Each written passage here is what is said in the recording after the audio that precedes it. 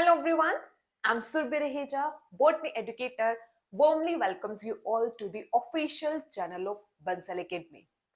आज के वीडियो में हम लोग डिस्कस करने वाले हैं केवीएस पीजीटी बायो का 2023 पेपर डिटेल में डिस्कस करेंगे हम और साथ में हम ये भी समझेंगे कि जब हम क्वेश्चन को सॉल्व करते हैं तो हमें कैसे यहाँ पर करेक्ट ऑप्शन को चूज करना है और साथ में ये भी ध्यान रखना है कि अदर ऑप्शंस इनकरेक्ट क्यों है। ठीक है, तो हम एक प्रॉपर स्ट्रैटेजी के साथ ये पेपर डिस्कस करते हैं जो आपको 23 में पेपर हुआ था केवीएस पीजीटी बायो का।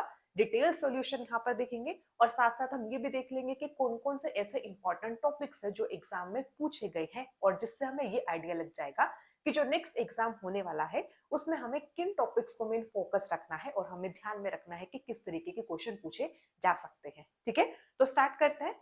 तो फिर हमारा आज का जो पहला क्वेश्चन यहाँ पर होगा, फर्स्ट क्वेश्चन यहाँ पर असर्शन रीजन है। तो जब हम केवीएस पीजीटी का पेपर देखते हैं तो 81 से आपका यहाँ पर क्या होता है कि पीजीटी बायो के बेसिकली क्वेश्चन यहाँ से स्टार्ट होता है। तो फर्स्ट क्वेश्चन यहाँ पर आपका आता है असर्शन रीजन। तो असर्शन रीजन है, इसको ध्यान से यहाँ पर पढ़ना है और हमने फिर चार ऑप्शन में से एक ऑप्शन को सेलेक्ट करना है। तो देखते हैं असर्शन यहाँ पर है multi cellular epidermal hairs are present in primary root. Multicellular epidermal hairs are present in primary root. तो पहले तो आपको ये ध्यान देना है कि यहाँ पर अब ये जो असर्शन है ये असर्शन करेक्ट है या फिर नहीं, मतलब ये असर्शन ट्रू है या फिर नहीं। ठीक है, अगर हम देखें असर्शन क्या है, multi cellular epidermal hairs are present in primary root. अब पहले तो मुझे ये बताओ कि जब हम रूट हेयर की बात करते हैं, ठीक है, हम रूट हेयर यहाँ पर देखते हैं तो रूट हेयर यहाँ पर कैसे, रूट हेयर किस टाइप के होता है कि ये रूट हेयर यहाँ पर मल्टी सेलुलर होता है या फिर यूनिसेलुलर होता है। तो हम यूजुअली पढ़ते हैं ना कि जो रूट हेयर्स होते हैं, root hairs are these are multi cellular नहीं होते। ठीक है, जो रूट हेयर यहाँ पर होंगे these are not multi cellular. ये कैसे यहाँ पर होता है, ये होते हैं यूनिसेलुलर। तो यहाँ पर अगर हम देखें तो ये जो असर्शन है ये असर्शन यहाँ पे गलत हुआ ना, क्योंकि यहाँ पर असर्शन में क्या मेंशन है, यहाँ पे असर्शन में मेंशन है कि जो एपिडर्मल हेयर यहाँ पर है ये कैसे यहाँ पर है, these are the multicellular. तो यहाँ पर क्या होगा, ये क्या है, ये यहाँ पर गलत होगा। ठीक है, फिर इसके बाद यहाँ पर हम देखते हैं रीजन। रीजन यहाँ पर क्या रीजन है, root hairs help in water and mineral absorption from soil. ठीक है, रूट हेयर जो यहाँ पर है ये किस में हेल्प करता है, रूट हेयर हेल्प करते हैं in the water and mineral absorption. अब ये ट्रू है, यस ये ट्रू यहाँ पर होगा क्योंकि ऐसा ही होता है कि जो रूट हेयर्स होते हैं, रूट हेयर का फंक्शन क्या है, रूट हेयर का फंक्शन होता है क्या करना, वाटर एंड मिनरल एब्जॉर्प्शन को, मतलब वाटर एंड मिनरल एब्जॉर्प्शन में हेल्प करते हैं फ्रॉम द सॉइल। तो अगर हम देखें तो यहाँ पर अब जो रीजन यहाँ पर आता है, रीजन तो यहाँ पे ट्रू है, लेकिन अगर हम यहाँ पे असर्शन की यहाँ पर हम बात करें तो जो असर्शन यहाँ पर होगा, असर्शन यहाँ पे ट्रू नहीं है। तो अब इस अकॉर्डिंग यहाँ पर हम क्या बोल सकते हैं कि इसका आंसर यहाँ पर क्या होगा कि यहाँ पर असर्शन तो ट्रू है बट रीजन इज फॉल्स। तो यहाँ पर थर्ड ऑप्शन इसका यहाँ पर क्या बनता है, करेक्ट। ठीक है, तो समझ में आना। तो देखो आपको यहाँ पर क्या करना है, आपको बहुत ही छोटे छोटे जो मिस्टेक्स यहाँ पर होती है ना उन्हें आइडेंटिफाई करना है। ठीक है, क्योंकि कुछ मेजर चेंज आपको नहीं मिलेगा क्वेश्चन सॉल्व करते हुए, आपको बहुत छोटे छोटे पॉइंट्स पर ही ध्यान रखना है, बहुत छोटे छोटे वर्ड्स पर ही यहाँ पर आपको डिफरेंसेस देखने को मिलेंगे। ठीक है, चलिए फिर सेकंड क्वेश्चन यहाँ पर आता है। Second question is observe the VS of dicotyledons leaf given below and correctly identify the part labeled as A, B and C। तो ये वर्टिकल सेक्शन यहाँ पर गिवन है डाइकोटिडल लीफ। ठीक है, तो हम ये करते हैं ना anatomy of flowering plant chapter होता है जिसमें हम इंटरनल स्ट्रक्चर डिटेल में करते हैं रूट स्टेम एंड लीफ का ना। तो ये यहाँ पर दिया है VS ऑफ डाइकोटिलेडन लीफ। तो आपको यहाँ पर क्या बताना है, ए, मतलब ये ए यहाँ पर ये होगा, फिर ये बी और फिर यहाँ पर आपको सी बताना। अब ए बेसिकली अगर मैं देखूं तो यहाँ पर ये चीज है। ठीक है, ए यहाँ पर होगा, B and C.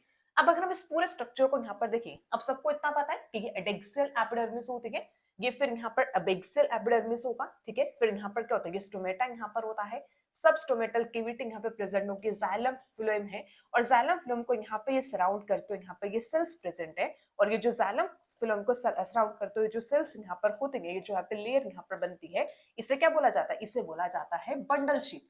Bundle sheath बोलते हैं ना इसे। तो ये यहाँ पर क्या है, ये यहाँ पर होगा इट इज बंडल शीट। ठीक है, अब ये बंडल शीट है। अब इसमें अगर हम देखें तो ये जो यहाँ पे सेल्स होते हैं एपिडर्मिस के बीच के जो सेल्स हैं, अपर और लोअर एपिडर्मिस के बीच में, तो इन्हें यहाँ पे मेसोफिल सेल्स बोला जाता है। अब मेसोफिल सेल भी डाइकोटिलेडन है, तो मेसोफिल सेल भी यहाँ पे दो टाइप के यहाँ पर होंगे। तो एक तो यहाँ पे इलोंगेटेड सेल्स यहाँ पर होता है जिन्हें यहाँ पर क्या बोलते हैं, जिन्हें बोला जाता है पैलिसेड। तो ये सेल्स यहाँ पर क्या होंगे यहाँ पर पैलिसेड मेसोफिल सेल, ठीक है, पैलिसेड होंगे। और यहाँ पर अब ये यहाँ पर स्फेरिकल शेप जो यहाँ पर आते हैं इन्हें यहाँ पर क्या बोलते हैं, ये आता है स्पॉन्जी मेसोफिल सेल, ठीक है। तो ये यहाँ पर क्या है, यहाँ पर होंगे स्पॉन्जी मेसोफिल सेल। तो यहाँ पर देखें तो ए क्या है, ए होगा बंडल शेप, बी यहाँ पर पैलिसेड मेसोफिल और सी यहाँ पर होगा स्पॉन्जी। तो इस अकॉर्डिंग राइट आंसर यहाँ पर क्या बनता है, A option bundle shape, palisade और सी यहाँ पर होगा स्पंजी मेसोफिल सेल, ठीक है। समझ में आना सबको। सेकंड क्वेश्चन यहाँ पर, तो ऐसे अब हमारे पास नेक्स्ट क्वेश्चन यहाँ पर आता है। थर्ड क्वेश्चन फिर से असर्शन रीजन का है। तो आपके एग्जाम में असर्शन रीजन से काफी क्वेश्चन पूछे जाते हैं, तो फिर से थर्ड क्वेश्चन हमारा असर्शन रीजन का यहाँ पर आएगा। तो फिर से हम असर्शन यहाँ पे पढ़ते हैं। Endosperm, a product of triple fusion during sexual reproduction, is not observed in the mature seeds of some plants such as legumes. So ये statement यहाँ पर क्या है, this is true. True क्यों है, क्योंकि legumes में ऐसा होता है कि जिनके जो mature seed होते हैं, mature seed में एंडोस्पर्म प्रेजेंट नहीं होता है, क्योंकि जो एंडोस्पर्म होता है ये कंज्यूम हो जाता है during embryo development. Basically legumes के जो सीड्स होते हैं they are the non endospermic seed. तो मैच्योर सीड में यहाँ पर क्या होगा, एंडोस्पर्म देखने को नहीं मिलेगा। तो असर्शन यहाँ पर क्या है, असर्शन इज ट्रू, ठीक है। अब ऐसे अगर हम यहाँ पर रीजन की बात करें, रीजन क्या है, such plants are not angiosperm, मतलब legumes are not angiosperm, but legumes तो एंजियोस्पर्म होते हैं ना, लेग्यूम्स एंजियोस्पर्म है, इसमें तो किसी को कोई भी डाउट नहीं है ना। तो लेग्यूम्स आर एंजियोस्पर्म, तो अब यही से ये स्टेटमेंट गलत हो जाती है। बाकी यहाँ पर क्या बोला है, because presence of endosperm following triple fusion during double fertilization is an essential characteristic of flowering plant। ये ट्रू है, बट लेग्यूम्स भी एंजियोस्पर्म होते हैं, फैबेसी फैमिली से बिलोंग करते हैं, इनमें फ्लावर प्रेजेंट होते हैं, ठीक है। तो इसमें यहाँ पर हम बोले तो असर्शन यहाँ पे ट्रू है, बट अब रीजन जो यहाँ पर होगा वो ट्रू नहीं आता है, ठीक है। असर्शन यहाँ पर ट्रू है, बट जो रीजन है, रीजन इनकरेक्ट। तो यहाँ पर होगा assertion is correct but the reason is incorrect, ठीक है। तो अब ये क्वेश्चन आपका sexual production in flowering plant से बनता है, तो इसके लिए आपको डबल फर्टिलाइजेशन का कॉन्सेप्ट पता होना चाहिए, और दूसरा आपको एंडोस्पर्मिक और नॉन एंडोस्पर्मिक सीड के बारे में पता होना चाहिए, ठीक है। इसका एक डिटेल लेक्चर भी अवेलेबल है, तो आप वो भी चेक कर सकते हो, जिसमें डिटेल में डबल फर्टिलाइजेशन के बारे में बताया है, एंडोस्पर्मिक नॉन एंडोस्पर्मिक सीड्स में क्या डिफरेंसेस होते हैं। ऐसे अगर हम यहाँ पे एंडोस्पर्म की बात करते हैं, जिम्नोस्पर्म एंजियोस्पर्म में जो एंडोस्पर्म होता है उनमें क्या डिफरेंसेस होते हैं, ये सब कुछ उस लेक्चर में बताया, तो आप वो लेक्चर चेक कर सकते हो, ठीक है। अब इसके बाद नेक्स्ट देखते हैं। अब नेक्स्ट आता है, नेक्स्ट है which of the following is or are not a feature of coded, ठीक है। अब आपको ये बताना है कि इनमें से कौन से फीचर हैं जो कोडेड के नहीं होते हैं। बेसिकली हमारे पास 5 फीचर यहाँ पर गिवन है, इसमें से हमें कॉम्बिनेशन में सेलेक्ट करना है, पर ध्यान रखना है हमें बताना है नोट अ फीचर, ठीक है। अब ये भी एक बहुत ही कॉमन मिस्टेक है जो स्टूडेंट करता है कि वो ये ध्यान ही नहीं देते कि वहां पर एक्चुअल में क्या पूछे। यहाँ पर पूछे नोट अ फीचर, ऐसे नहीं कि फीचर ऑफ कोडेड नहीं पूछे, यहाँ पर पूछा है कि कोडेड का फीचर क्या नहीं होगा, ठीक है। अब कोडेड्स करते हैं, कोडेटा कोडेड्स नॉन कोडेड्स हम ये करते हैं ना एनिमल किंगडम में। तो फर्स्ट आता है presence of notochord, presence of notochord is a feature of कोडेड। नेक्स्ट है presence of ventral nerve cord. अब वेंट्रल गलत है, क्योंकि वेंट्रल नहीं होता है, क्या प्रेजेंट होता है, डोर्सल नर्व कोड होती है। तो अब this is not a feature of coded, but हमारा आंसर ये होगा, ठीक है। नेक्स्ट है presence of pharyngeal Gill cleft, ये ट्रू है। एनिमल्स आर डिप्लोब्लास्टिक, अब ये स्टेटमेंट भी यहाँ पे गलत है, क्योंकि एनिमल्स जो यहाँ पर होता है दे आर ट्रिप्लोब्लास्टिक, है ना, 3 जर्म लेयर्स प्रेजेंट होती है, ठीक है। तो डिप्लोब्लास्टिक कौन से होता है, आप लोग कमेंट सेक्शन में बताओ, डिप्लोब्लास्टिक कौन से ऑर्गेनिजम्स होते हैं, या फिर कौन सा फाइलम है जिसमें डिप्लोब्लास्टिक ऑर्गेनिज्म प्रेजेंट होते हैं। तो ये भी यहाँ पर क्या होगा, इस क्वेश्चन का आंसर यहाँ पे बनेगा animals are coelomates, yes animals coelomates होते हैं। तो यहाँ पर अब इस अकॉर्डिंग अगर हम यहाँ पे ऑप्शन से तो ऑप्शन यहाँ पर क्या बनता है, बी एंड डी ओनली, मतलब presence of ventral nerve cord is not a feature of coded, animals are diploblastic is not a feature of coded। तो इसके अकॉर्डिंग यहाँ पर आंसर यहाँ पर क्या बनता है, ऑप्शन यहाँ पर बी एंड डी यहाँ पर रहेगा, ठीक है। चलिए फिर नेक्स्ट देखते हैं। नेक्स्ट यहाँ पर होगा, नेक्स्ट अब है मैच द फॉलोइंग।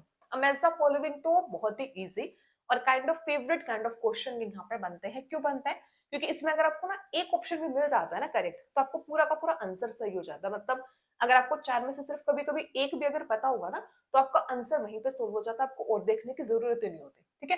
तो अब यहाँ पर क्या है, हमारे पास column A column B match करना है।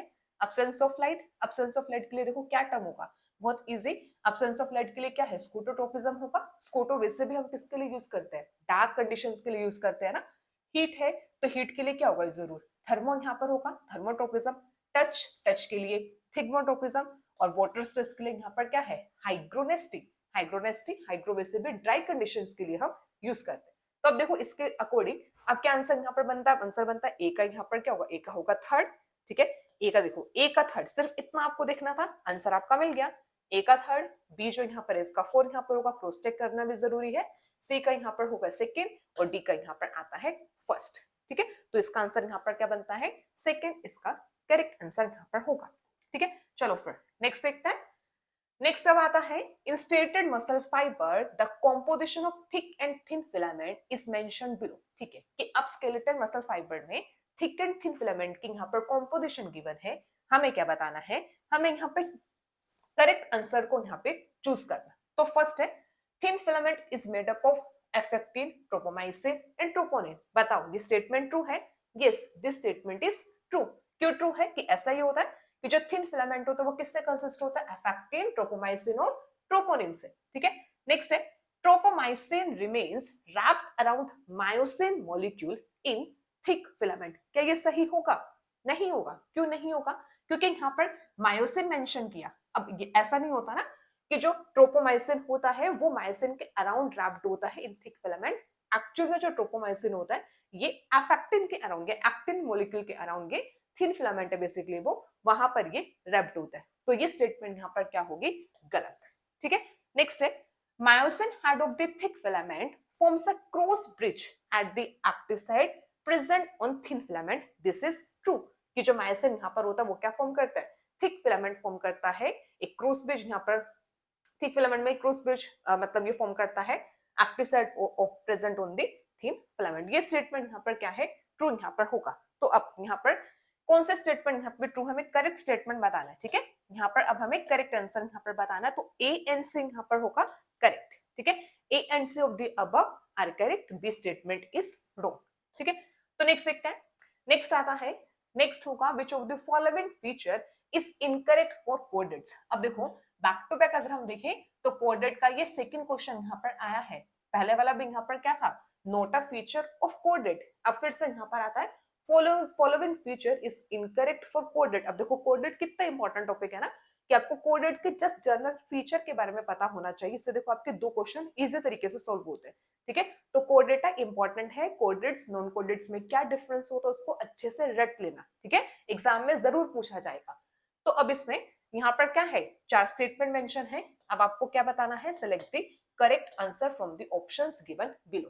ठीक है, इनकरेक्ट यहाँ पर बताना है। फर्स्ट है solid and dorsal nerve cord. अब सोलिड एंड डोर्सल गलत, सोलिड तो नहीं होती, डोर्सल ठीक है, बट यहाँ पर क्या होगा, यहाँ पर होलो नर्व कोड प्रेजेंट होती है। ठीक है, presence of post anal tail ये ठीक है यहाँ पर।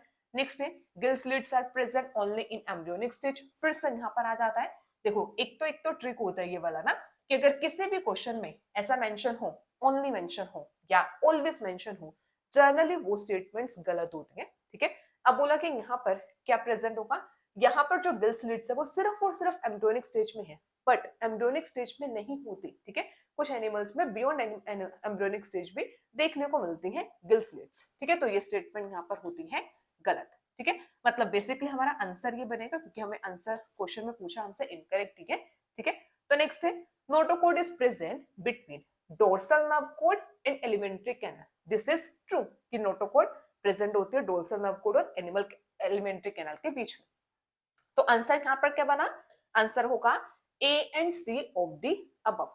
ठीक है, समझ में आया ना सबको, सबको समझ में आ रहा है और रिलेट कर पा रहे हो कि किस तरीके से आपको क्वेश्चन यहाँ पर सोल्व करने हैं। ठीक है, रिलेट सब लोग कर पा रहे हैं ना कि किस तरीके के क्वेश्चन यहाँ पर पूछे गए हैं, या फिर जब आप अपने प्रिपरेशन कर रहे हो तो उसमें आपको किन किन पॉइंट्स पर मेन फोकस करना है। ठीक है, क्वेश्चन प्रैक्टिस का पर्पस ही यही होता है। क्वेश्चन प्रैक्टिस का पर्पस ही यही है कि आपको ये समझ में आए कि आपको कि कौन सा पॉइंट्स है, कौन से मेन इंपॉर्टेंट पॉइंट्स है जहां पर आपको फोकस करना है। ठीक है, यही पर्पस होता है। और जितना ज्यादा क्वेश्चन प्रैक्टिस करोगे ये पर्पस उतना ज्यादा आपका क्लियर होगा, उतना ज्यादा क्लैरिटी आपको आएगी और उतने ज्यादा आपके कॉन्सेप्ट स्ट्रॉन्ग होंगे। ठीक है, स्ट्रॉन्ग होंगे। तो नेक्स्ट है type of nutrition observed among monerans are. आपको ये बताना है कि इन चार में से कौन सा टाइप ऑफ न्यूट्रिशन है जो मोनेरांस में ऑब्जर्व होता है। मोनेरा मतलब किंगडम मोनेरा जो हम करते हैं ना बैक्टीरिया में, तो होगा कीमोसिंथेटिक है, सैप्रोफिटिक, पैरासिटिक, ऑटोट्रोफिक। तो अगर हम मोनेरा की बात करें तो इतना डाइवर्स ग्रुप है, ये डाइवर्स किंगडम है, तो यहाँ पर तो चारों ही न्यूट्रिशन ऑब्जर्व होते हैं। केमिसिंथेटिक भी होगा, स्पोरोफिटिक भी है, पैरासिटिक भी और ऑटोट्रोफिक भी। तो आंसर यहाँ पर क्या बनेगा, all of the above, A B C D. ठीक है, चारों स्टेटमेंट यहाँ पर क्या बनती है, करेक्ट। ठीक है, चलिए फिर नेक्स्ट क्वेश्चन देखें फिर। चलो फिर बताओ, इतना इजी क्वेश्चन है। देखो अभी मैंने आपसे पूछा था ना लास्ट कि डिप्लोब्लास्टिक कौन से एनिमल होते हैं, आप लोग बताओ कमेंट सेक्शन में, उसी से क्वेश्चन भी यहाँ पे बन गया। अब आता है identify the diploblastic animals from the following. First is Obelia, Ophiura और Adamsia. Select the correct answer from the options given below. अब बताओ इसमें से डिप्लोब्लास्टिक क्या है। ओबिलिया डिप्लोब्लास्टिक होता है, यस, क्योंकि ये किससे बिलोंग करता है, ये बिलोंग करेगा आपका फाइलम सिलेंट्रेट से। ठीक है, सिलेंट्रेट से बिलोंग करता है। ओफ्यूरा डिप्लोब्लास्टिक नहीं है, क्योंकि ये बिलोंग करता है इकेनोडर्मेटा। ठीक है, किससे बिलोंग करेगा, इकेनोडर्मेटा से। ठीक है, फिर नेक्स्ट आता है एडमेशिया। क्या ये डिप्लोप्लास्टिक है, यस डिप्लोप्लास्टिक है, क्योंकि ये किससे बिलोंग करता है, ये भी सिलेंट्रेट से बिलोंग करता है। ठीक है, सिलेंट्रेट से बिलोंग करेगा। तो अब इसमें राइट ऑप्शन यहाँ पर क्या होगा, ए एंड सी। ठीक है, ए एंड सी यहाँ पर है जो सिलेंट्रेट से बिलोंग करते हैं, बी जो यहाँ पर होगा वो इकेनोडर्मेटा से बिलोंग करता है, तो it is not a diploblastic. ठीक है, समझ पा रहे हो सब। चलिए फिर नेक्स्ट देखिए, नेक्स्ट कितना इजी क्वेश्चन देखो। विच of the following is commonly called club मोस। किसे क्लब मोस बोलता है, मतलब बहुत ही इजी क्वेश्चन है। लाइकोपोडियम। ठीक है, लाइकोपोडियम है जिसे क्लब मोस बोला जाता है। मार्सिलिया इक्विसिटिव एडियंटम इन्हें क्लब मोस नहीं बोलते, लाइकोपोडियम होगा। नेक्स्ट है चूज द क्लोरोफिलस। क्लोरोफिलस, ठीक है, हेट्रोस्पोरस और strobilus bearing pteridophyte from the following. ठीक है, अब देखो आपको क्या क्या ध्यान रखना है, आपको कैसा टेरिडोफाइट चूज करना है, जो क्लोरोफिलस हो मतलब जो फोटोसिंथेसिस करता हो। हेट्रोस्पोरस मतलब जिसमें डिफरेंट काइंड के स्पोर प्रेजेंट हो, माइक्रोस्पोर और मेगास्पोर प्रेजेंट हो। स्ट्रोबिलस मतलब जिसमें कॉन्स प्रेजेंट हो। ठीक है, स्ट्रोबिलस बियरिंग टेरिडोफाइट कौन सा यहाँ पर होगा। अब देखो इसमें लाइकोपोडियम नहीं होता है, स्लेजिनेला, यस स्लेजिनेला क्या होता है, हेट्रोस्पोरस होता है, और ये स्ट्रोबिलस बियरिंग होगा, दिस इज करेक्ट। इक्विसिटम नहीं होगा क्योंकि इक्विसिटम होमोस्पोरस है। स्ट्रोबिलस जरूर होगा बट यहाँ पे होमोस्पोरस नहीं है। साल्वेनिया भी इसका आंसर नहीं होगा, तो राइट आंसर यहाँ पर क्या बनता है, स्लेजिनेला। वैसे भी जो हेट्रोस्पोरस वाला क्वेश्चन है ना, वो एक तरह से एग्जामिनर का फेवरेट क्वेश्चन होता है।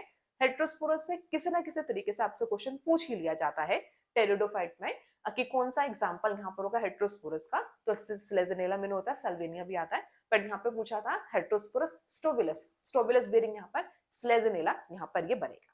ठीक है, चलिए फिर नेक्स्ट आता है, नेक्स्ट होगा विच of the following term coenobium represent.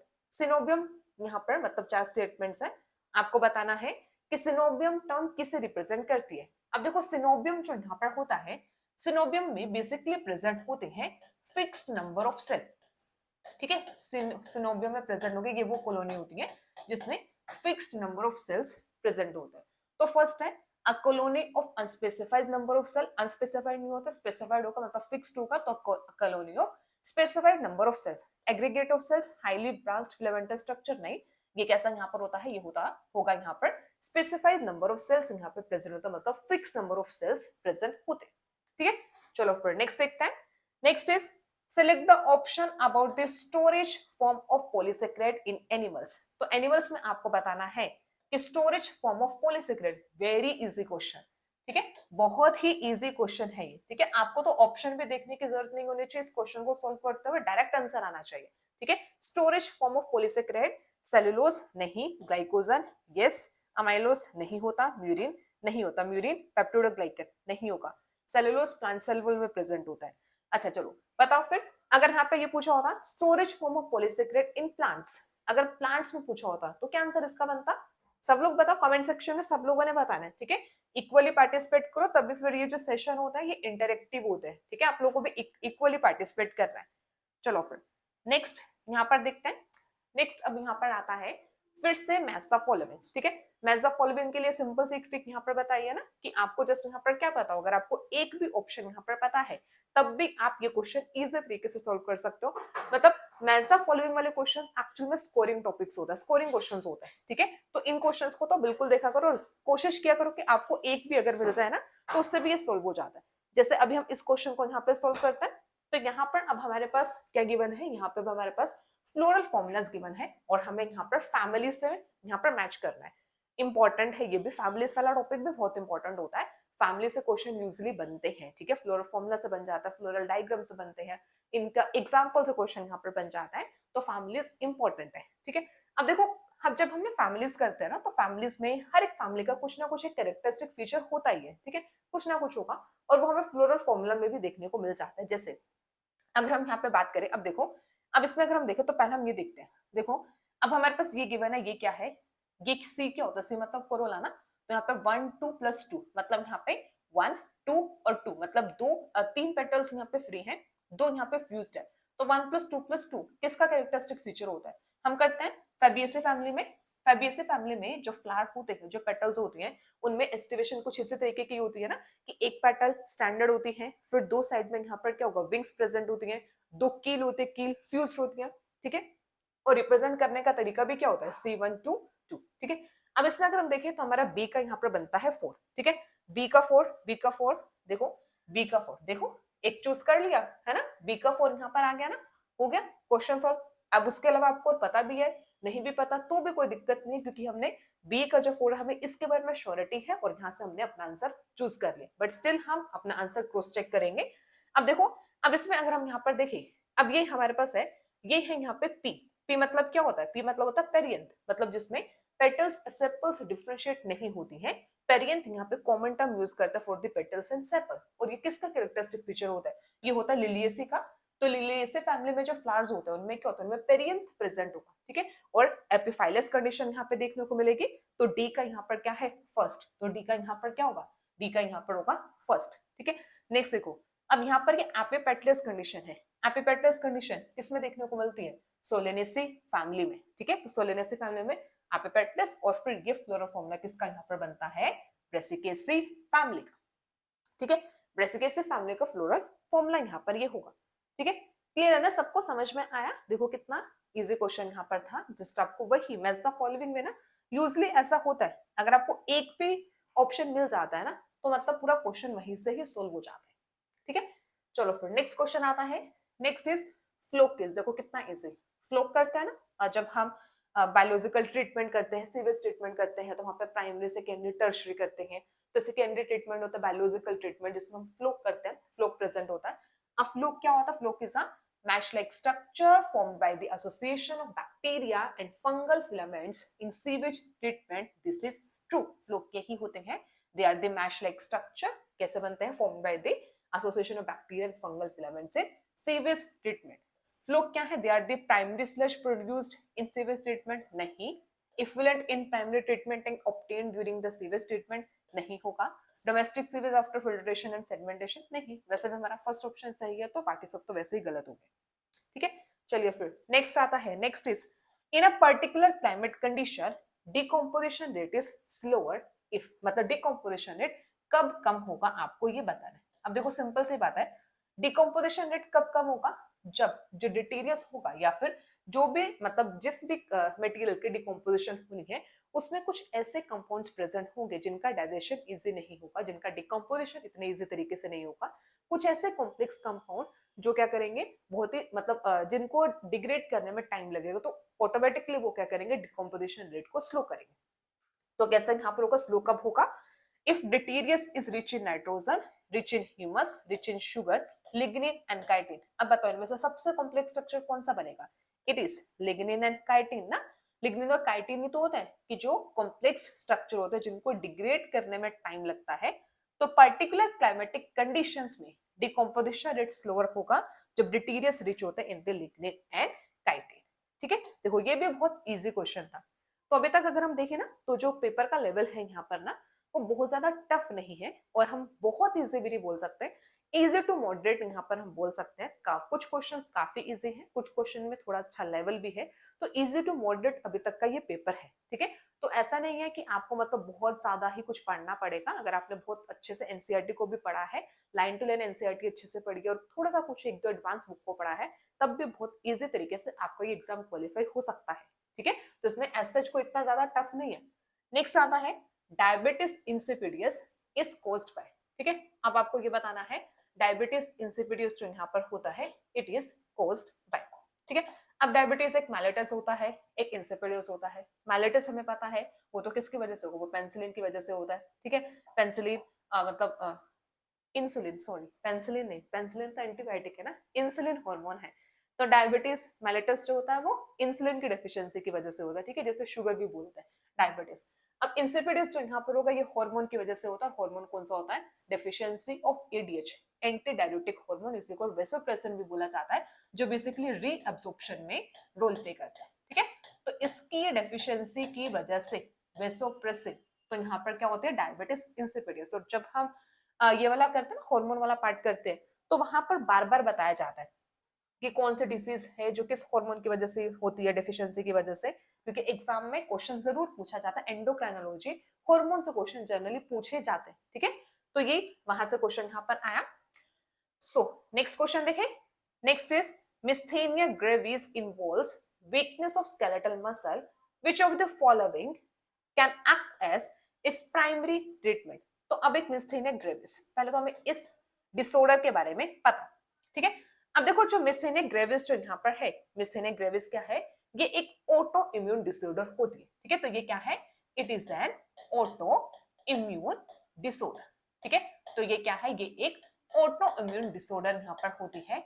और ये जो ऑटो इम्यून डिसऑर्डर है, इसमें एक्चुअल में होता क्या है, इसमें जो एंटीबॉडीज यहाँ पर होती है वो क्या करते हैं, वो एसिटाइल कोलिन रिसेप्टर को डिस्ट्रॉय कर देते हैं। इस एसिटाइल कोलिन रिसेप्टर ये प्रेजेंट होता है न्यूरोमस्कुलर जंक्शन पर। ठीक है, ये क्या है, एसिटाइल कोलिन रिसेप्टर है जो न्यूरोमस्कुलर जंक्शन पर प्रेजेंट है। न्यूरोमस्कुलर जंक्शन मतलब क्या होगा कि जैसे ये न्यूरॉन है, ऐसे यहाँ पर ये मसल है, तो यहाँ पर ऐसे रिसेप्टर प्रेजेंट है किसके, एसिटाइल कोलिन न्यूरोट्रांसमीटर के। तो ऑटोइम्यून डिसीज में एंटीबॉडीज यहाँ पर यूजली क्या करते हैं, एसिटाइल कोलिन रिसेप्टर को डिस्ट्रॉय कर देते हैं, जिससे मसल्स वीक हो जाते हैं। ठीक है, अब ये बताना है कि which of the following can act as its primary treatment. इस डिसऑर्डर को ट्रीट करने के लिए कौन सा यहाँ पे प्राइमरी ट्रीटमेंट हो सकता है।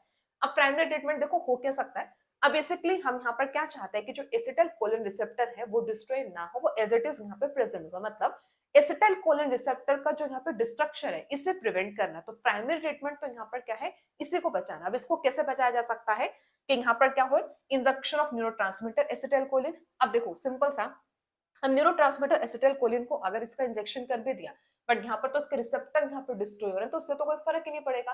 रिसेप्टर तो बेसिकली एसिटाइल कोलिन को रिसीव कर ही नहीं पा रहे ना, तो इससे तो कोई बेनिफिट नहीं होगा। नेक्स्ट है इंजेक्शन ऑफ न्यूरोट्रांसमीटर एड्रेनालिन। ये कर का क्या, ये करके फिर से क्या फायदा होगा, क्योंकि एसिटाइल कोलिन के जो रिसेप्टर्स है वो डिस्ट्रॉय यहाँ पर हो रहे हैं। नेक्स्ट है injection of acetyl choline esterase inhibitor. अब ये ठीक है, क्योंकि यहाँ पर क्या होगा, जो एसिटाइल कोलिन एस्टरेज है, एसिटाइल कोलिन एस्टरेज एक्चुअल में क्या करता है, इस एसिटाइल कोलिन को यहाँ पर क्या करेगा, ये रिमूव, एसिटाइल कोलिन रिसेप्टर को यहाँ पर क्या करता है ना, ये रिमूव करने का काम करता है। तो अब इसके इनहिबिटर जब आ जाएंगे ना, तो उससे यहाँ पर क्या जो एसिटाइल कोलिन जो होगा वो अब इनहिबिट नहीं होगा, मतलब उसके जो रिसेप्टर्स है वो अब वहां से डिस्ट्रॉय नहीं होंगे। ठीक है, तो फिर यहाँ पर क्या, यहाँ पर ये आ जाएगा injection of acetyl choline esterase inhibitor. फिर नेक्स्ट आता है टेकिंग प्रोटीन रिच डाइट। तो इससे भी कोई फर्क नहीं पड़ेगा, प्रोटीन रिच डाइट आप ले भी लो तो उससे क्या ही फर्क पड़ेगा ना। ठीक है, तो इसलिए यहाँ पर क्या होगा, तो इसका राइट आंसर यहाँ पर क्या बनता है, injection of acetyl choline esterase inhibitor. ठीक है, क्लियर है ना, सबको समझ में आ रहा है। ठीक है, अगर किसी को कुछ भी समझ में नहीं आ रहा तो अपने डाउट्स आप कमेंट सेक्शन में बता सकते हो। ठीक है, किसी को किसी भी क्वेश्चन में डाउट रहता है, अगर आपको एक्सप्लेनेशन समझ में नहीं आई है, दोबारा से एक्सप्लेन करना है तो कमेंट सेक्शन में बता दो। ठीक है, क्या ही प्रॉब्लम है, दोबारा से बता दिया जाएगा। ठीक है, इंपॉर्टेंट अपने डाउट्स क्लियर करना। ठीक है, ये सबसे ज्यादा जरूरी है। So question is, which of the following does not favor the formation of large quantities of dilute urine? अब कौन सा यहाँ पर है जो फेवर नहीं करता है large quantities of dilute urine formation? Renin. पहला तो आंसर रेनिन ही बनता है, क्योंकि रेनिन बेसिकली क्या करता है, ये रैस को एक्टिव कर देता है। ठीक है, रेनिन एंजियोटेंसिन यहाँ पर ये रैस को एक्टिव कर देगा। जो रैस यहाँ पर क्या, रैस यहाँ पर होता है रेनिन एंजियोटेंसिन एल्डोस्टेरोन सिस्टम, ठीक है, जिससे यहाँ पर जो यूरिन होता है वो इनफैक्ट कॉन्सेंट्रेट हो जाता है, डाइल्यूट नहीं होता है, ठीक है। तो रेनिन से यहाँ पर क्या होगा, यहाँ पर अब जो ये यूरिन को ये क्या करता है, ये कॉन्सेंट्रेट करेगा। अब एएनएफ जो यहाँ पर होगा नेट्रोटिक फैक्टर, ये कॉन्सेंट्रेट नहीं करता, डाइल्यूट करेगा। अल्कोहल भी डाइल्यूट करता है, कैफीन में डाइल्यूट करेगा, तो आंसर यहाँ पर क्या बनता है, रेनिन, ठीक है, रेनिन यहाँ पर होगा। So next is, though the partial pressure of oxygen and CO2 in alveoli is 104 upon 40, by the time it reaches the tissues by diffusion partial pressure of O2 and CO2 becomes 40 by 50. Select the correct reason from the options are provided. ठीक है, तो अब ये जो question आपका है ये basically हम जैसे कार्डियोवास्कुलर सिस्टम में हम ट्रांसपोर्टेशन वाला करते हैं ना, कि O2 CO2 का ट्रांसपोर्टेशन होता है, ठीक है। तो यूजली अगर हम यहाँ पर देखते हैं कि जो CO2 की सोल्युबिलिटी है वो O2 से ज्यादा ही होती है, ठीक है, CO2 ज्यादा सोल्यूबल होता है, ठीक है, बाइकार्बोनेट की फॉर्म में पूरी बॉडी में क्या करता है, ये मतलब डिस्ट्रीब्यूट होता है, मतलब पूरी बॉडी से, हाँ, पूरी बॉडी में जो फ्लो करेगा बाइकार्बोनेट्स की फॉर्म में यहाँ पर होता है। तो अब मतलब देखो क्या हुआ कि जो ऑक्सीजन और CO2 का जो पार्शियल प्रेशर है, मतलब ऑक्सीजन का पार्शियल प्रेशर ज्यादा है देन द CO2, बट जैसे जैसे ये टिश्यू तक पहुंचते हैं तो अब ये जो पार्शियल प्रेशर होता है 40-50 मतलब नियरली इक्वल पहुंच जाता है, इनफैक्ट CO2 का ज्यादा हो जाता है। इसका रीजन अब यहाँ पे बताना है, ठीक है, कि इनिशियली O2 का पार्शियल प्रेशर ज्यादा था, लेकिन जैसे जैसे वो टिश्यू तक पहुंचा अब वहां पे CO2 का पार्शियल प्रेशर ज्यादा होगा। तो इसका रीजन यहाँ पर क्या है, reason is the solubility of CO2 इज 20 to 25 times higher than O2। Yes, क्योंकि CO2 की जो सोलिबिलिटी है वो 20 to 25 टाइम्स हायर होती है देन द O2। इसी रीजन से टिश्यूज तक पहुंचते पहुंचते जो पार्शियल प्रेशर होता है वो 40 to 50 पर पहुंच जाता है, 40/50 का रेशियो होगा। डिफ्यूजन ऑन मेम्ब्रेनस मेटोकॉक्स रिलियर ये होता है, बट ये इसका रीजन नहीं है। The factors in the body are more favourable for CO2 than O2। ऐसा नहीं है कि फैक्टर्स यहाँ पे CO2 के लिए ज्यादा फेवरेबल है than the O2। O2 that can diffuse through the diffusion membrane per unit difference in partial pressure is much higher compared to that of the CO2। But इससे भी मतलब कैसे यहाँ पे होगा ना, मतलब यहाँ पे तो 45 ज्यादा, मतलब CO2 का पार्शियल प्रेशर ज्यादा यहाँ पर है, तो इसका राइट आंसर यहाँ पर क्या बनता है, फर्स्ट ऑप्शन, ठीक है ना। चलिए फिर नेक्स्ट होगा, by which one of the following method accumulation of urea in blood known as uremia can be controlled. मतलब किस मेथड से यहाँ पर होगा कि जो एक्यूमुलेशन ऑफ यूरिया है ब्लड में, जैसे यूरिया बोला जाता है, उसे कंट्रोल कर सकते हैं। तो बेसिकली ये होगा फिल्ट्रेशन, एब्जॉर्प्शन, हीमोडायलिसिस ट्रू होगा, एब्जॉर्प्शन नहीं, ठीक है। तो सिंपल सा एक बेस्ट ट्रीटमेंट यहाँ पर क्या है, यूरेमिया का, कि जो ये कंट्रोल हो सकते हैं, तो बेस्ट मेथड यहाँ पर हीमोडायलिसिस होगा। हीमोडायलिसिस जिसमें आर्टिफिशियली क्या किया जाता है, जो एक्सेस यूरिया होता है उसे रिमूव किया जाता है, ठीक है। जब किडनी फेलियर हो जाता है तो फिर हीमोडायलिसिस यहाँ पर आती है, ठीक है। क्लियर सबको, इतना समझ में आना। तो अभी तक सब लोगों को समझ में आ रहा है, क्वेश्चन सब लोगों को क्लियर हो रहे हैं ना, सब जितना भी हम यहाँ पे कर रहे हैं समझ में आ रहा है। तो आप लोगों को इंटरेस्टिंग लग रहा है, इंटरेस्टिंग तरीके से पढ़ रहे हो ना यहाँ पर कि कैसा यहाँ पर होगा। तो ये हम जैसा भी प्रीवियस क्वेश्चन अभी सॉल्व कर रहे हैं, तो ऐसा हमारे जो बैचेस है वो भी अवेलेबल है केवीएस के, टीयर 1 टीयर 2 दोनों के हैं। टीयर 1 तो बेसिकली अभी हो ही गया है। टीयर 2 का बेसिकली अगर आपको बैच परचेज करना है तो आप हमारे गिवन नंबर्स इन नंबर्स पे कांटेक्ट करके आप परचेज कर सकते हो, जिसमें आपको पीजीटी बायो का, केवीएस पीजीटी बायो का आपको फुल कोर्स मिल जाएगा, फुल डिटेल यहाँ पर बॉटनी जोलॉजी जो भी होगा ना आपका सब रहेगा, जिसमें असाइनमेंट्स, क्वेश्चन प्रैक्टिस, ठीक है, सब अवेलेबल रहेगा, ठीक है। चलिए फिर नेक्स्ट क्वेश्चन देखते हैं। Next is emergency hormones like adrenal and non adrenal are secreted from. बताओ किससे, पहला तो एड्रीनल ग्लैंड से सिक्रेट होता है एड्रेनल और नॉन एड्रेनल हार्मोन। अब एड्रीनल ग्लैंड है तो एड्रीनल ग्लैंड में भी हम क्या करते हैं कि कोर्टेक्स होता है और एक होता है मेड्यूला। तो अब बताओ कि कहाँ से ये रिलीज हो, तो ये रिलीज होता है फ्रॉम द मेड्यूला, ठीक है। मेड्यूला से हार्मोन रिलीज होता है एड्रेनल और नॉन एड्रेनल हार्मोन, ठीक है। चलो फिर नेक्स्ट आता है। नेक्स्ट देखो, नेक्स्ट अच्छा क्वेश्चन है, जेनेटिक्स से ये क्वेश्चन यहाँ पर आया, जेनेटिक्स का क्वेश्चन अभी आया, ठीक है। फर्स्ट क्वेश्चन हम जेनेटिक्स का कर रहे हैं।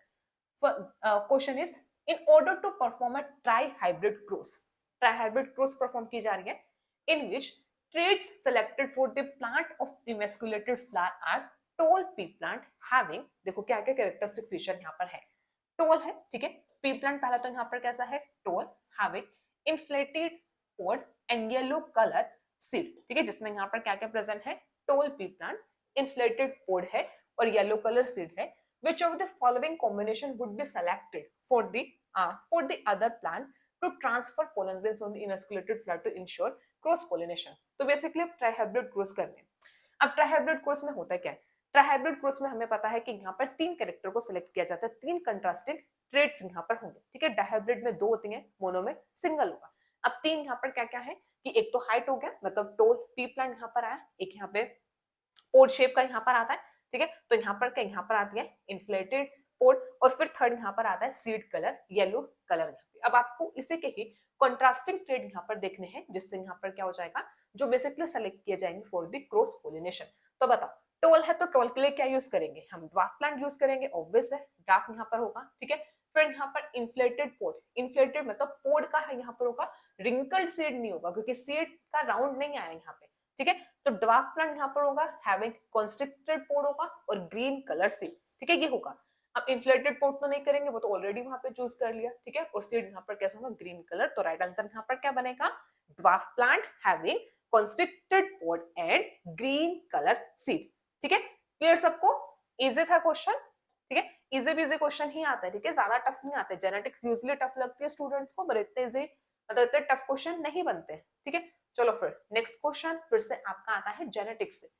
So question is, in Drosophila white I colour is an X-linked mutant trait whereas red eye color is a dominant wild type trait, ठीक है। पहले तो ऐसे समझो कि यहाँ पर आई कलर है, आई कलर एक्स लिंक्ड है, जिसमें white I colour is mutant, mutant 1, और जो red I colour is a dominant wild type trait.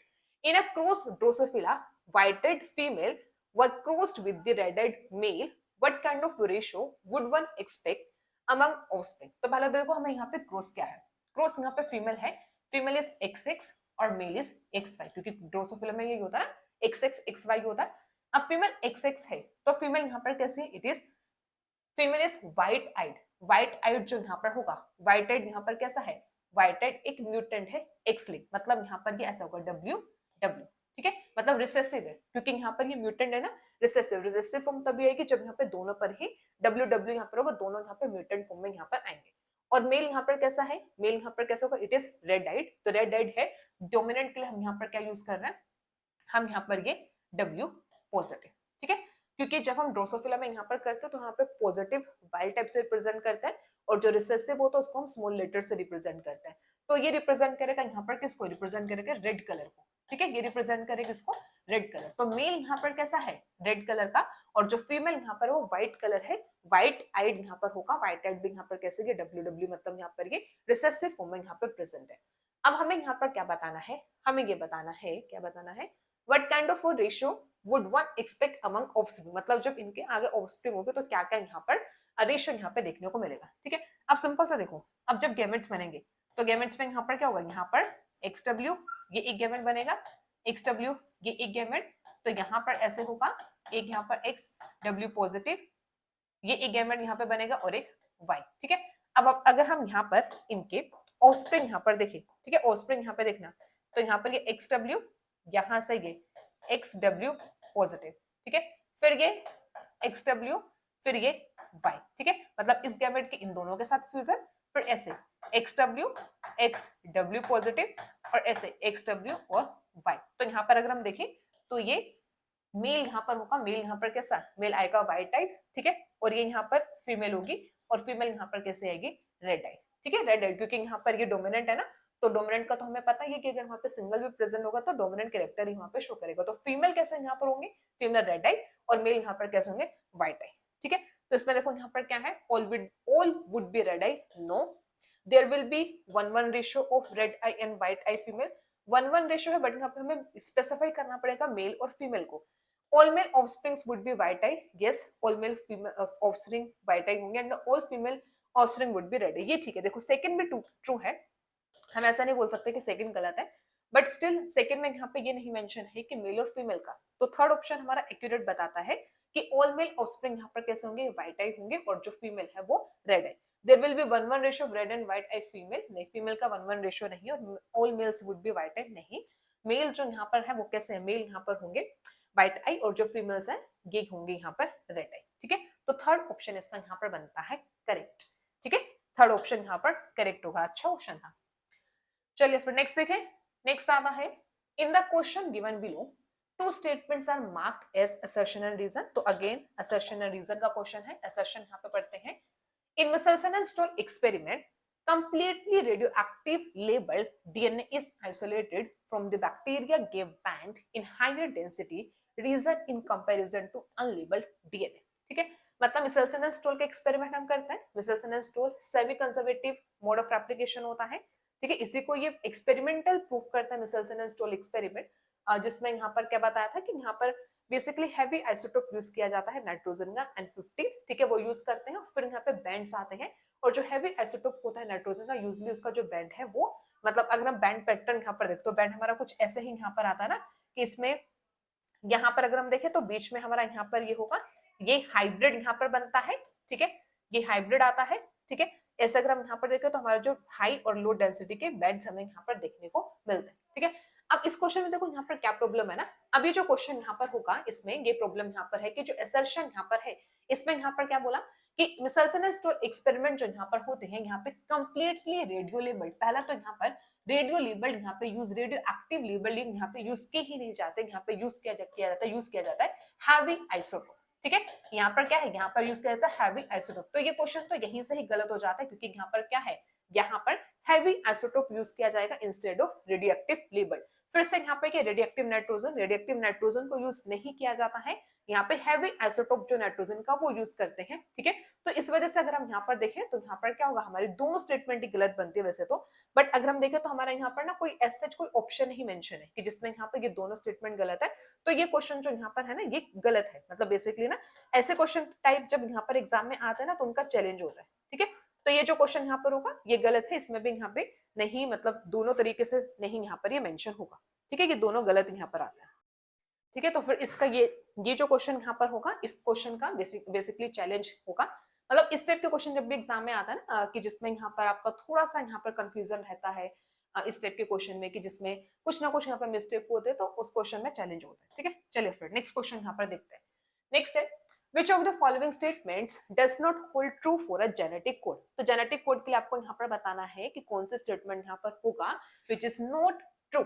तो first statement is sequence of genetic code on a mRNA is overlapping. देखो first statement ही गलत है. Genetic code के feature करते हैं तो जेनेटिक कोड के फीचर में सबसे पहला फीचर है, मतलब सबसे पहला तो नहीं, बेसिकली हम एक इंपॉर्टेंट फीचर ये करते हैं कि जो जेनेटिक कोड्स होते हैं इनका जो सीक्वेंस है दे आर नॉट ओवरलैपिंग. ठीक है, तो ओवरलैपिंग नहीं होगा, तो ये यहाँ पे नोट ट्रू यहाँ पर आता है. One specific genetic code never codes for more than one amino acid. This is true. There are many amino acids which are coded by more than one codon. ये भी ट्रू है. There are few codons which do not code for any of the amino acid, जैसे stop codon. Stop codon है, stop codon अब किसी भी amino acid के लिए कोड नहीं करते. ठीक है, तो ये यहाँ पर इसका राइट आंसर यहाँ पर क्या है, फर्स्ट ऑप्शन यहाँ पर होगा.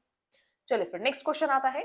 Next is which of the following situations of the blood group of parents AB blood group is not possible among offspring. मतलब आपको तीन सिचुएशंस यहाँ पे दी हैं, इसमें आपको ये बताना है कि इनमें से कौन सी सिचुएशन है, मतलब कौन सा यहाँ पर होगा, कौन सी सिचुएशन यहाँ पर जो ब्लड ग्रुप की जिसमें AB blood group is not possible among offspring. मतलब इनमें से किसमें AB ब्लड ग्रुप जो यहाँ पर होगा वो पॉसिबल हो ही नहीं सकता. ठीक है, फर्स्ट है father with B and mother with AB blood group. Father with B और मदर विथ ए बी हो सकता है, क्योंकि फादर का अगर हम यहाँ पर देखें तो यहाँ पर फादर आई बी और यहाँ पर अगर स्मॉल आई यहाँ पर होगा, मदर इज आई ए और यहाँ पे आई बी, तो इस केस में यहाँ पे मदर से आई ए और फादर से आई बी, तो A B blood group possible है. तो यहाँ पे तो पॉसिबिलिटी है.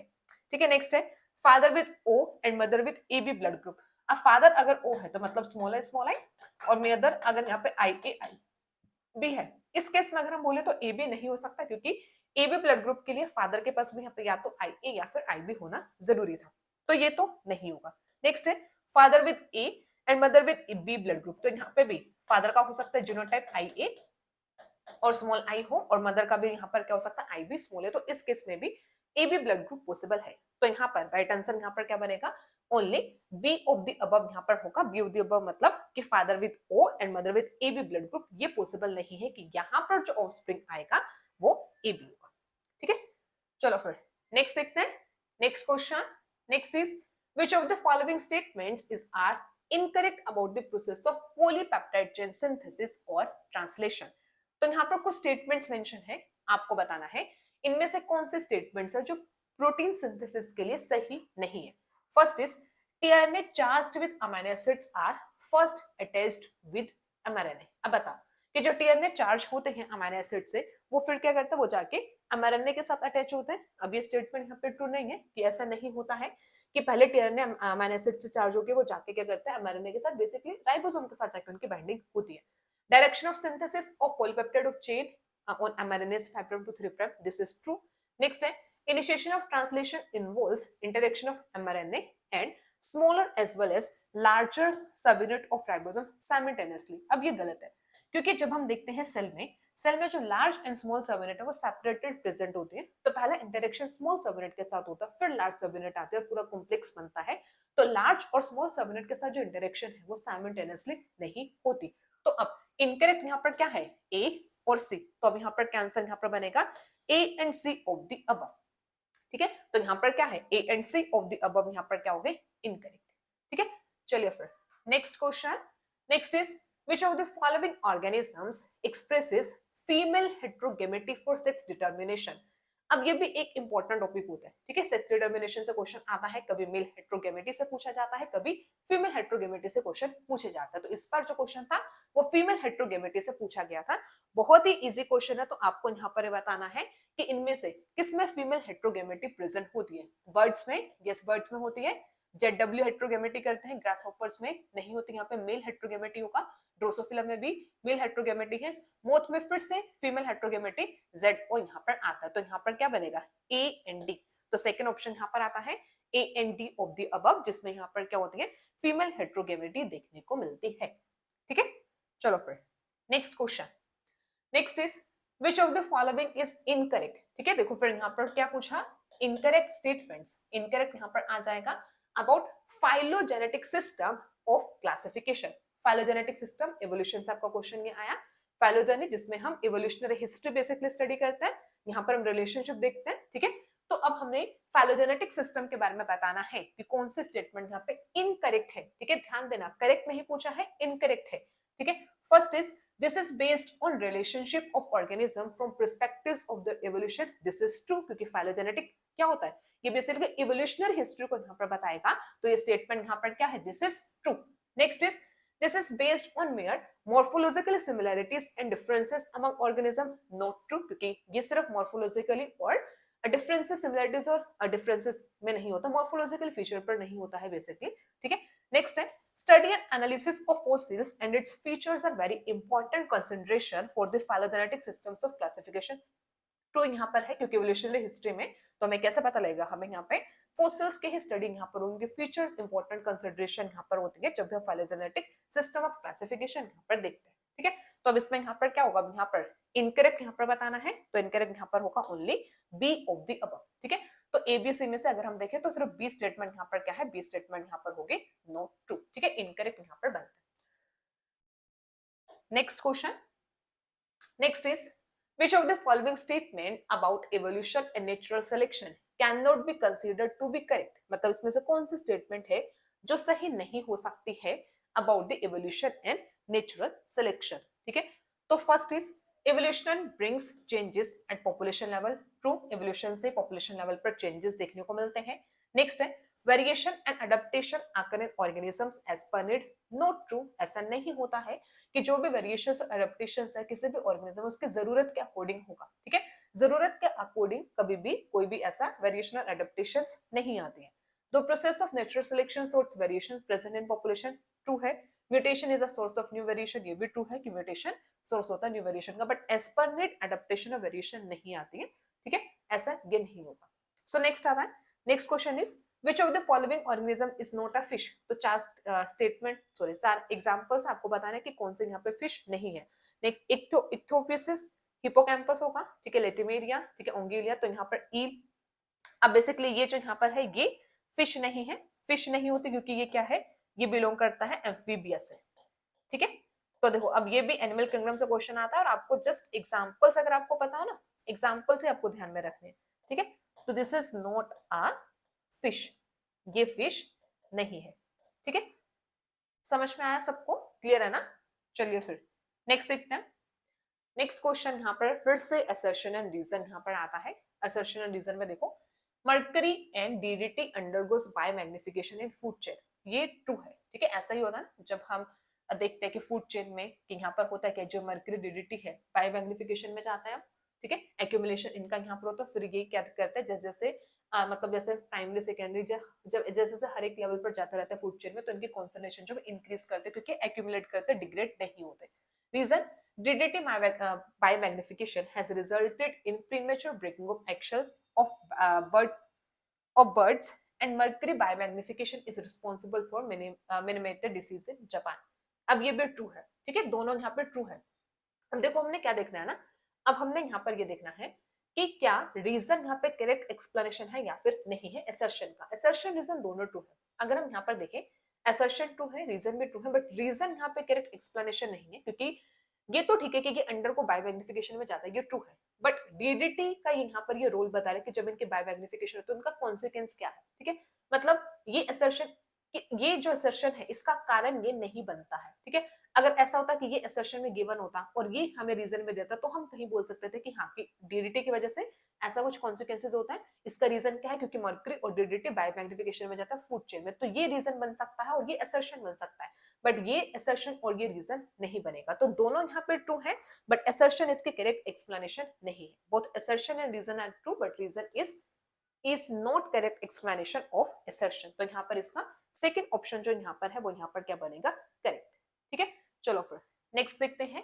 नेक्स्ट क्वेश्चन यहाँ पर आता है, next is which of the following feature is are essentially observed in all chordates। तो all chordates में कौन सा फीचर है, देखो फिर से chordate का थर्ड क्वेश्चन है जो रिपीट हो रहा है, ठीक है। कितना इंपॉर्टेंट है ना chordate और नॉन chordate को समझना, थर्ड क्वेश्चन जो रिपीट हो रहा है, ठीक है। अब हमें यहाँ पर बताना है essentially observed in all chordate, मतलब अब हमें फीचर बताना है chordates का। First is triploblastic, true. Hollow and tubular nerve cord, true है। आइदर ओपन और क्लोज्ड ब्लड वेस्कुलर सिस्टम, ये एसेंशियली ऑब्जर्वेबल फीचर नहीं है कि जो कोर्डेटोन में एसेंशियली क्या आइदर क्लोज्ड और ओपन वेस्कुलर सिस्टम यहाँ पर प्रेजेंट हो। कोल्ड और वार्म ब्लडेड एनिमल्स ये होते हैं कि कोल्ड एंड वार्म ब्लडेड यहाँ पर होंगे, ठीक है। तो एसेंशियली अब हमें एसेंशियली यहाँ पर बताना था, तो एसेंशियली ट्रिपल ब्लास्टिक होगा, तो ए पे यहाँ पर आएगा, बी पे यहाँ पर होगा, ठीक है, सी नहीं होगा, डी यहाँ पर आएगा, A B and D of the above कि cold and warm blooded animal होगा, ट्रिपल ब्लास्टिक है, hollow and tubular nerve cord present हो गए, ठीक है। चलिए नेक्स्ट क्वेश्चन इज, नेक्स्ट है commensalism can be represented as. Commensalism होता क्या है, स्पीशीज ए स्पीशीज बी के बीच की इंटरेक्शन जिसमें एक स्पीशीज न्यूट्रल होता है, दूसरे स्पीशीज को यहाँ पर क्या है पॉजिटिवली बेनिफिट होता है, मतलब स्पीशीज ए न्यूट्रल रहेगी, स्पीशीज बी यहाँ पर क्या पॉजिटिवली बेनिफिट है, उसी को कमेंसलिज्म बोला जाता है। जैसे डिफरेंट टाइप की इंटरेक्शन हम करते हैं, अमेंसलिज्म होता है कॉम्पिटिशन होगा, ठीक है, म्यूचुअलिज्म आता है पॉजिटिव नेगेटिव इंटरेक्शन होती है, तो उसमें अब कमेंसलिज्म हमारा सेकेंड ऑप्शन यहाँ पे करेक्ट है। नेक्स्ट है following are some kinds of water present in soils, which one of them is most easily available and essential to the plants। इनमें से कौन सा वाटर है जो मतलब अवेलेबल होता है टू द प्लांट्स। तो हम जनरली तीन टाइप के वाटर हम करते हैं ना, तो उसमें यहाँ पर एक हमारा यहाँ पे केमिकली कॉम्बाइंड वाटर ये नहीं होगा, हाइग्रोस्कोपिक वाटर भी नहीं होता। हाइग्रोस्कोपिक तो तीन टाइप की बेसिकली करता है, हाइग्रोस्कोपिक होता है कैपिलरी एंड ग्रेविटेशनल। हाइग्रोस्कोपिक तो एक थिन लेयर बनाता है जो बेसिकली प्लांट अब्सॉर्ब नहीं कर पाता है।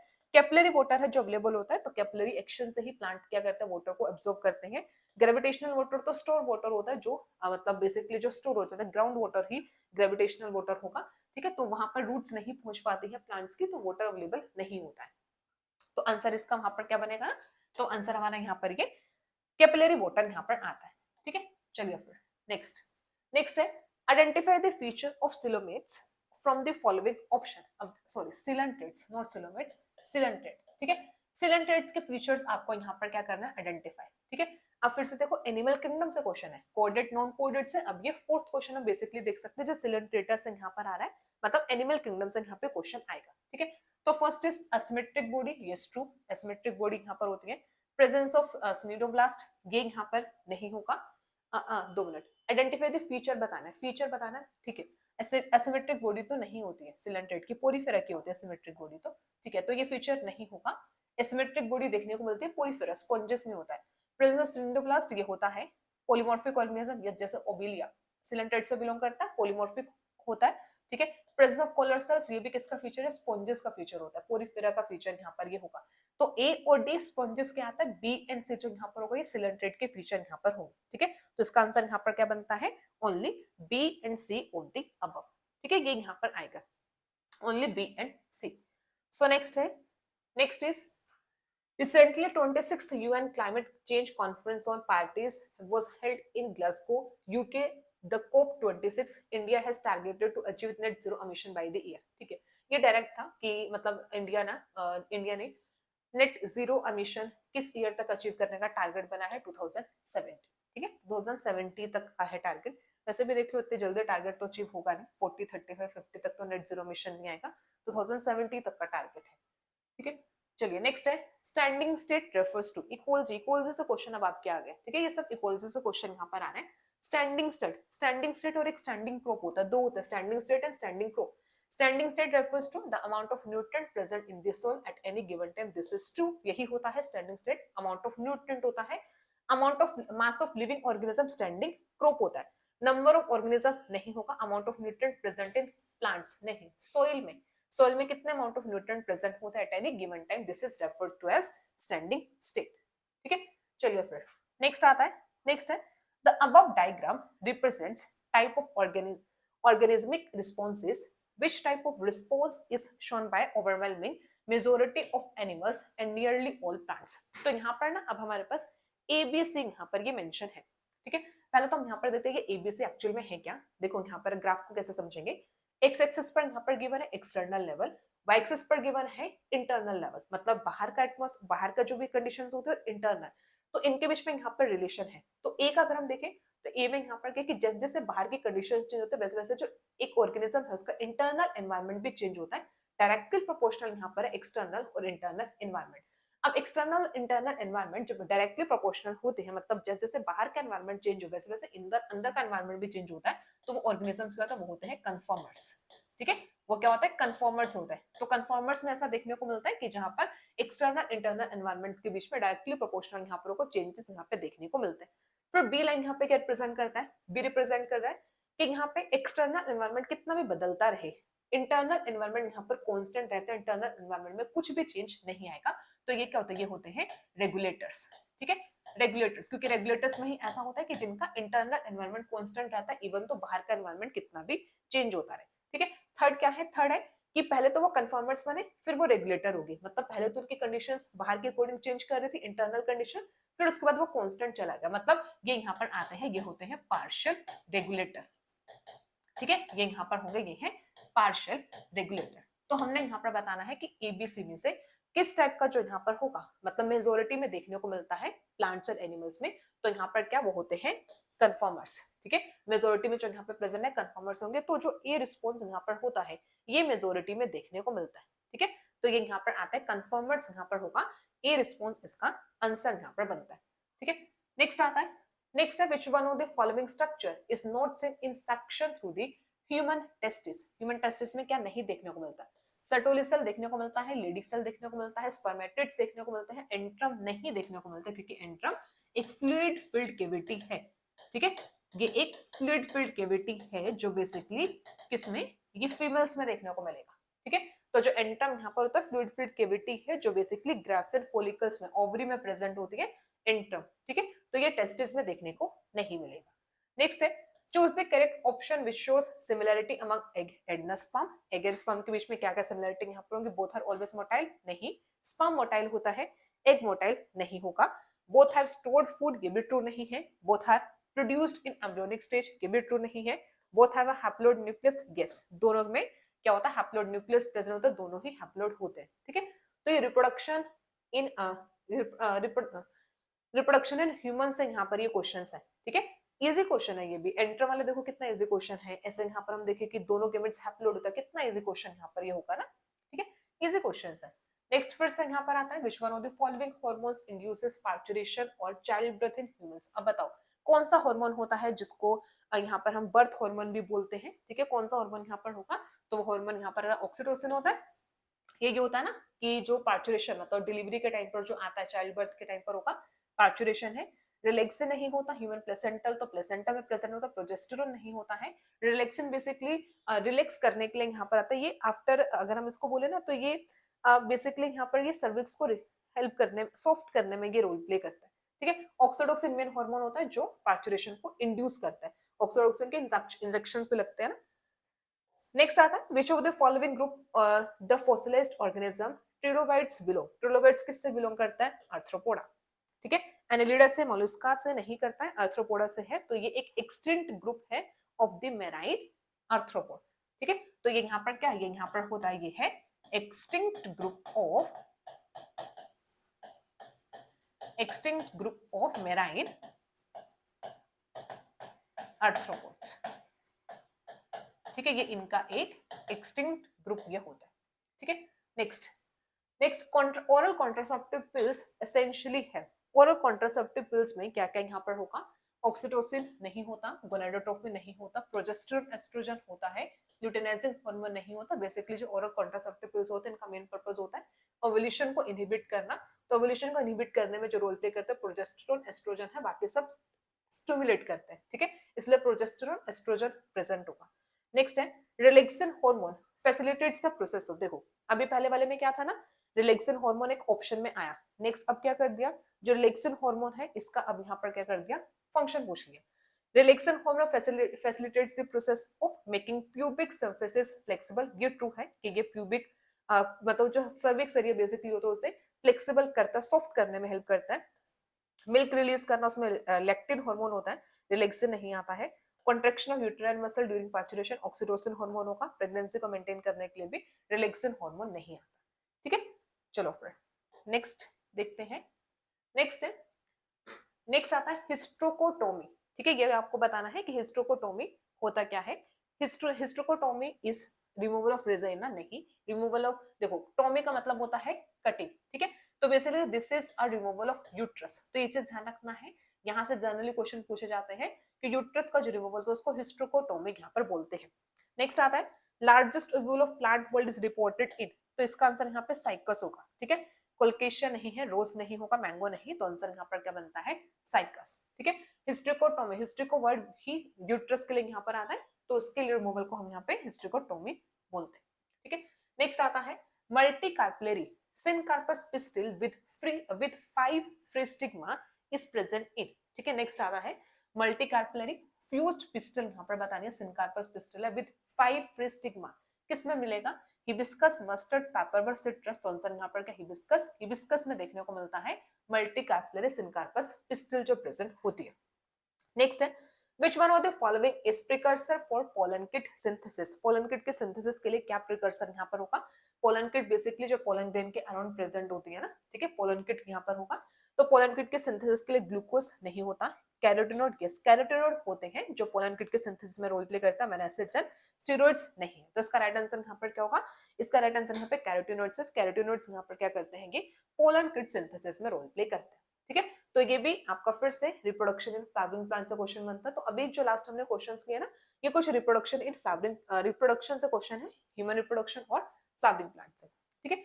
तो फिर अभी हमने यहाँ पर कुछ अराउंड कुछ 50 क्वेश्चंस को हमने यहाँ पे डिस्कस किया है 23 पेपर के, तो अभी आज के लिए तो हम इतना ही रखते हैं, आज हम इतने ही क्वेश्चंस को डिस्कस करेंगे, तो अब इसके आगे के जो क्वेश्चंस है वो अब हम नेक्स्ट लेक्चर में डिस्कस करेंगे, ठीक है। तो अभी जितना भी, अगर आपको किसी भी क्वेश्चन में कुछ भी डाउट है तो आप कमेंट सेक्शन में बता सकते हो, अगर आपको इस सेशन पसंद आया है तो आप इसको लाइक कर सकते हो, चैनल को सब्सक्राइब कर सकते हो।